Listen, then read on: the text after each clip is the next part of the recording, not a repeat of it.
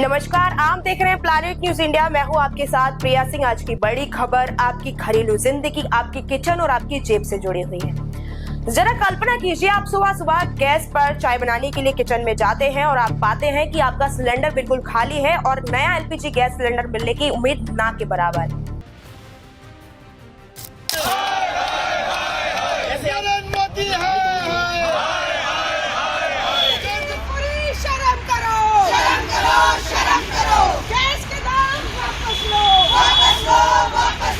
अभी तक तो कल शाम तक तो मोदी सरकार कह रही थी पर्याप्त पूर्ति है, कोई कमी नहीं होने वाली है, कोई फर्क नहीं पड़ता, अमेरिका, इजराइल और ईरान का युद्ध होता रहे हमारी एनर्जी सिक्योरिटी पर।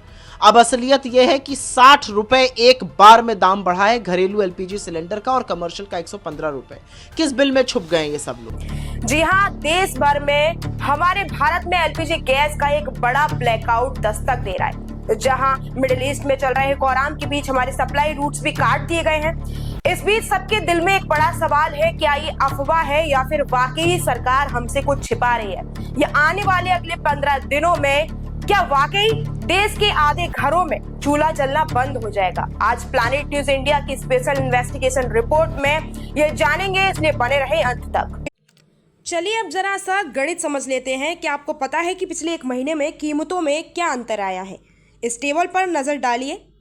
सिर्फ दाम ही नहीं बढ़े बल्कि वेटिंग पीरियड जो पहले 24 घंटे था अब कई शहरों में 5 से 7 दिन पहुंच गया है। ये पैनिक बुकिंग का नतीजा है या असली कमी? इस पर सरकार क्या कह रही है? सरकार का मास्टर प्लान क्या है? राहत मिलेगी या नहीं? इसके अनुसार सूत्रों से मिली जानकारी पर प्लैनेट न्यूज इंडिया की रिपोर्ट है कि केंद्र सरकार ने इमरजेंसी पावर्स का इस्तेमाल शुरू कर दिया है।